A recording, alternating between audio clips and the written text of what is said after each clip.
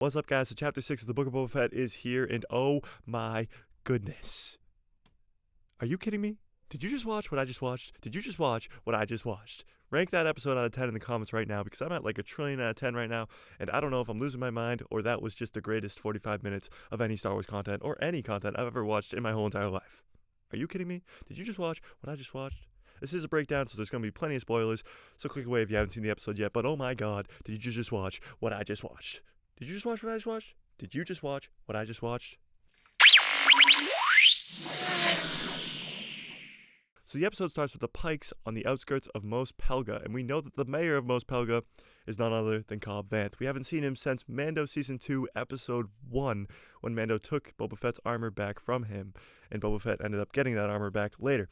But we haven't seen him since, and here he comes. In the first scene of this Episode 6 of the Book of Boba Fett, he shows up. Just like, hey, what's up, guys? I'm gonna kill you now. And he kills all but one of the Pikes and says, go back to your leaders and tell them Mos Pelga is not for you. It's not. I rule this place. It ain't for you.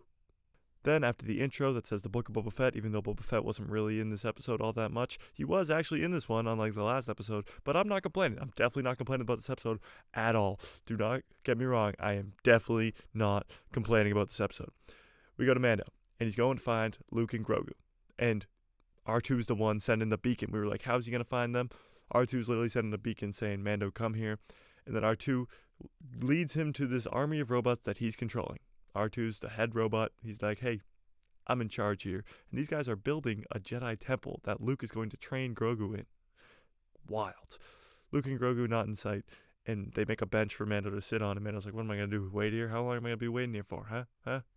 Then it cuts to Grogu and Luke Skywalker meditating. Are you kidding me?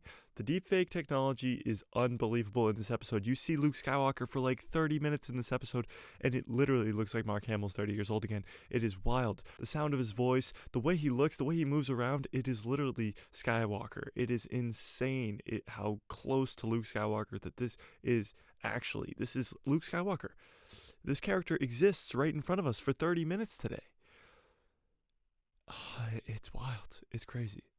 But as they're meditating, we see a frog jump across, and Grogu's like, I want that. And he forces it up, and it's like this epic moment. It's about to go in his mouth and opens his eyes and says, Grogu, no. The frog hops into the water. Grogu's a little sad, and Luke opens his eyes, and he goes, all right, let's show this little kid some nice new tricks here. And he lifts up all of the frogs out of the water. And it is so cool. And Grogu's like, oh. And all of us sitting at home are like, oh, because Luke Skywalker is back, and this is the Luke Skywalker we've been waiting for since, really, 1983. Then it cuts to them walking around, and Luke literally forces Grogu up into the air because he walks too slow, and he literally just hops him around. It's the coolest thing, but he's talking about Yoda. He says, I used to know a guy who looked like you, and he was like, size matters not. He speaks in riddles. And he's like, Grogu, do you remember anything? Do you remember anything about your kind? Come on, give me something. And he's like, no. So he puts his hand on his head, and we get a flashback of Order 66. Are you kidding me? Let's do a recap right now. Cobb Vanth, Luke Skywalker, Grogu, and now a flashback of Order 66. Are you kidding me? Are you kidding me? It doesn't tell us how Grogu escapes the Jedi Temple yet. I think we'll still get that eventually, but it didn't give us it yet. Didn't give it to us. So we don't know how he escapes the temple still, but we saw that he was there during Order 66, and Jedi were fighting for his life. That's how important Grogu is to the story of Star Wars. Then we cut to Mando. Mando wakes up, or maybe he wasn't even asleep, he was just staring up at the sky. And Ahsoka's there. Ahsoka freaking Tano. Nobody even expected her to be in this episode. Nobody even thought, oh, maybe she'll be in this episode. Nobody thought she'd be anywhere near Luke Skywalker right now. We didn't even know that they've met yet. And here they are together on the same planet, and Ahsoka's there to meet Mando as he gets there. He says, look, I know you're here to see Grogu, but Grogu can't have this connection with you. I know it's a very strong bond, but if he's going to become a Padawan and a Jedi, he can't be connected to you anymore. So Mando's like, I came all the way here. I just want to give him this gift. And she's like, I'll give it to him. He's like, but I see him right there. Let me go see him. Let me go see him. Let me go see him. It's a tearjerker, I know, but he leaves and goes back to Tatooine. And then we're back to Luke and Grogu training. So he asks Grogu to jump. And Grogu literally gets not even an inch off the ground. And he's like, are you kidding me? Are you serious? Are you serious right now? What are you doing? And Grogu's like, hey, I forgot, okay? So Luke's not really training him at this moment. He's kind of just helping him remember his training from back in the Jedi Temple, because he was trained with the Jedi for the whole beginning part of his life, probably 22 years. He was trained at the Jedi Temple, but he forgot all of it. We don't know what happened to him between Order 66 and the Mandalorian, but something happened to him where he's forgotten all of his training. So Luke is pretty much just jogging his memory and helping him remember.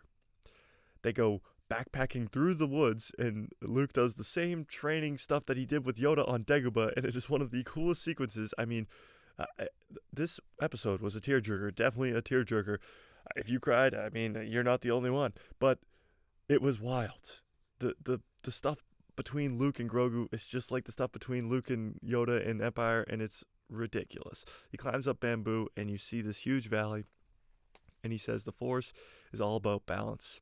Then he brings out his training remote, the same training ball from A New Hope, and oh my god. So another quick recap: Cobb Vanth, Grogu, Luke Skywalker, Ahsoka Tano, Order 66 flashback, and now the training remote from A New Hope. Grogu gets straight blasted by it the first time because he doesn't know what the hell he's doing, and then he starts jumping around like Yoda. It was the coolest thing. I mean, Luke's looking at him like, oh my god, I've seen that before, and he's like, bloop, bloop, bloop, bloop, bloop, bloop, bloop, dodging all these shots from the training probe, and then Ahsoka comes in, and we have our first ever conversation between Ahsoka and Luke Skywalker that we've seen, at least. There's definitely been ones before. But he says, I'm just pretty much jogging his memory. I'm not really training him at this point. And he, as Grogu destroys the drone and sends it into the waters, gone forever. But Ahsoka says, I see so much of your dad in you. And we all lose our minds. She just referenced Anakin Skywalker to Luke Skywalker's face. Are you kidding me? Are you kidding me? This is insane. Then she leaves, and Luke asks if he'll ever see her again. And she says, maybe. I hope so. And may the Force be with you. They part ways, but Ahsoka did give Luke the gift from Mando. Then we see Mando roll into Tatooine. He's rolling into Jabba's palace, which was then Bib Fortuna's palace, which is now Boba Fett's palace. And he pulls in his nice N1 starfighter. So he says, I'm here, and Fennec Shan sent me, and he gets brought up where there's this huge holo map of Mos Espa, and they are planning. Fennec, Boba, Chrysanthemum, the Vespa gang, they're all planning what the hell to do about these Pikes, because the Pikes are taking over and they're doing more and more stuff and they're creating an army, and we need some more men. And Mando says, I got you. He flies his M1 starfighter all the way out to Mos Pelgo, where we saw Cobb Vanth at the beginning of this episode, and he goes to talk with Cobb Vanth. They sit down, and he's like, look, I need your help. We need more soldiers. And he says, no, this town doesn't do that anymore. After the Krayt Dragon fight, we are a free town. Literally, they're now called Freetown. Kind of stupid. Whatever. I'm definitely not complaining after this episode, but they're Freetown now, so they don't want to fight anymore. But Mando convinces him and says, look, I don't want to ask for a favor, but I'm asking for a favor. The Pikes are going to be on your territory soon enough, and we saw that they were at the beginning of the episode, and they're going to be a problem for you eventually. So Cobb says, all right, fine. I'll ask some of my people if they want to fight. If not, whatever. Mando leaves, and as he leaves, the man, the myth, the legend shows up.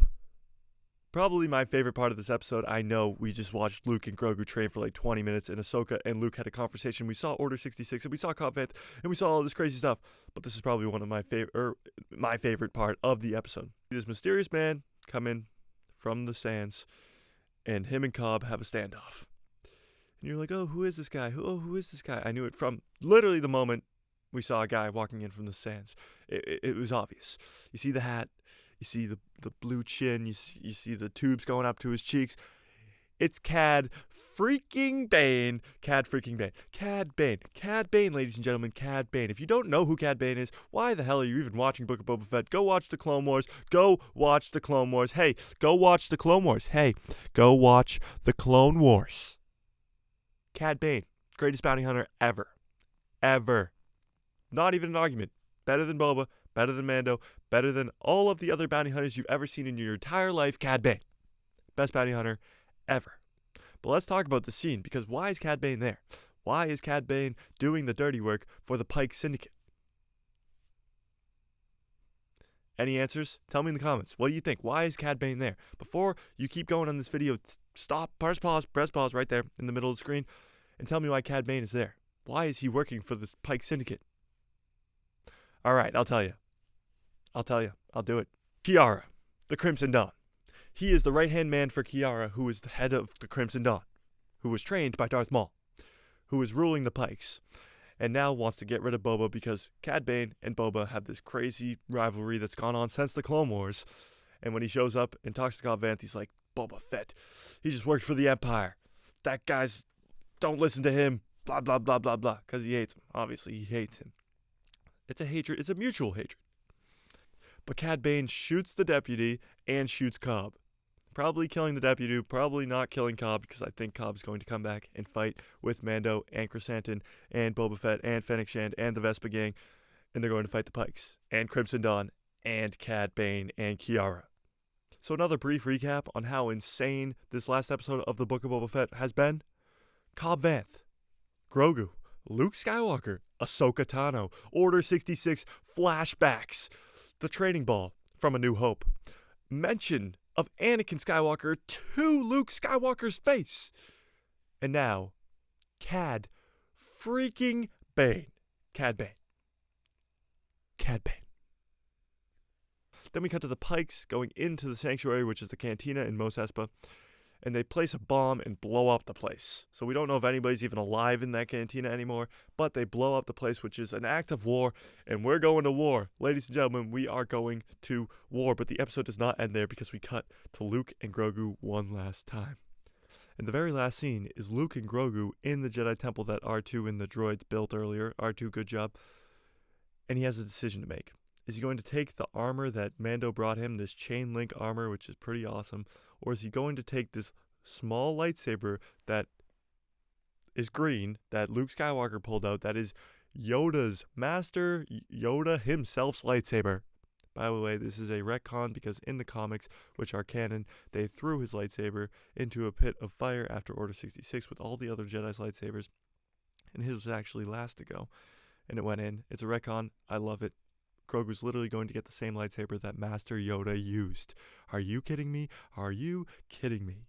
This episode freaking ends before we even get to see his decision, so we'll have to wait till probably Mando Season 3. I don't see us seeing Luke and Grogu again in this finale at all. Unless they come to help at the very end. I don't see it really. I really hope they do come to help at the end, and we get to see Grogu's decision, and it will be awesome, and I just can't wait. It's going to be sick. It's going to be unbelievably good. So this episode, we had Cobb Vanth to start it all off. Then we had Grogu and Luke Skywalker and Ahsoka Tano and a Order 66 flashback. The same training remote from A New Hope, a reference of Anakin Skywalker to Luke Skywalker's face. Not only that, Cad freaking Bane. Cad Bane, the best bounty hunter ever, Cad Bane. And now, Yoda's lightsaber. Master freaking Yoda's lightsaber. Wild. Absolutely wild. Greatest 45 minutes I've ever watched of any show, movie, or anything ever. Hands down, best ever. 10 out of 10. 100 out of 100. A trillion out of a trillion. Wild. Absolutely wild. What to expect from the finale? Obviously, war against the Pikes. Probably an appearance of Kiara, hopefully the Crimson Dawn, and Cad Bane versus Boba Fett. Cad Bane versus Boba Fett, this is what it's all been leading up to.